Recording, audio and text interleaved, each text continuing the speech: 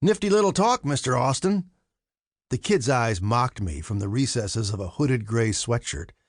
I'd used the word earlier to describe a research app that had proved helpful to me. The kid was throwing the word back in my face. I chose to let it go and focus on the larger insult. Speech. It was a speech, I corrected him. He was playing to his buddies a few feet away. The kid smirked. And that prize thing, like wow. It's the Pulitzer, son. Not some whistle ring you pull out of a box of Cracker Jacks. Yeah, whatever. I walked the open hallway.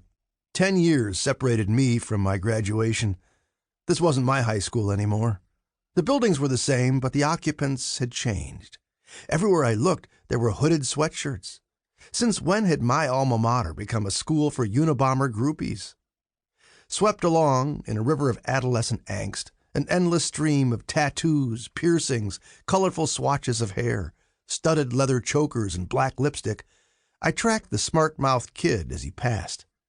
He joined his pod of friends, casting himself as the hero who'd gotten under the skin of some old geezer. They looked my way and laughed. What is it about high school that brings out the worst in the human species? All my teenage insecurities, like faithful old dogs, were waiting for me when I stepped on campus and had been nipping at my heels all morning. I had an overwhelming urge to grab the kid by the scruff of his neck and take him on to teach him a thing or two about respect. Instead, I told myself I wasn't going to sink to his level. What difference did it make if some identity-challenged adolescent didn't appreciate the magnitude of my literary achievement? I told myself to let it go. I was the mature one here. Breaking eye contact with him, I turned forward and walked smack into a metal pole. A pair of co-eds, one plump and one rail-thin, gasped. Their hands flew to their mouths at first in shock, but then to hide their giggles. A wiry boy with a serious acne problem laughed openly. Ouch! That's gotta hurt! He was just glad it wasn't him.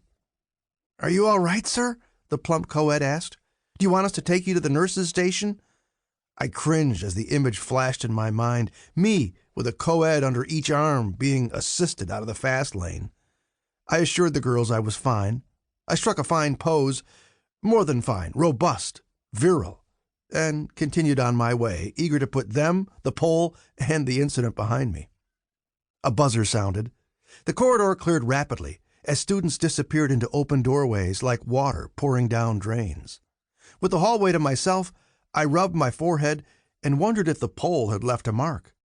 A familiar spring breeze swirled past me, and without the distraction of students, my thoughts turned nostalgic. The outdoor stucco walls were the same mud-brown color I remembered, the doors aqua blue. The open central corridor still stretched the length of the campus, with alternating wings of classrooms and grassy lawns on each side. Approaching one of my former classrooms, I peered inside. A small red-headed woman with a hairstyle that predated my lifetime stood in front of the classroom. She wielded a wooden pointer like it was a broadsword. Behind her was a map of Gettysburg with red and blue arrows indicating troop movements. Reminiscing? I turned toward the voice behind me to find a smiling, horseshoe-bald Hispanic man with a thick black mustache. He held a sheaf of papers in one hand. Extending his other hand, he introduced himself. Carlos Ruiz Mendoza. His smile widened, revealing a gold tooth. Grant, Austin. Yeah, I know. The Assembly. Congratulations, by the way. The Pulitzer. That's quite an achievement. I struggled modestly, but didn't disagree. Are you a teacher? I asked. Remedial reading. He said it like he was apologizing. The way I see it, if I do my job, by the time my students complete the course, they'll actually be able to read your book. They won't, of course. We both laughed. It's not exactly Game of Thrones, I admitted. Mendoza motioned toward the classroom. Do you know Rose?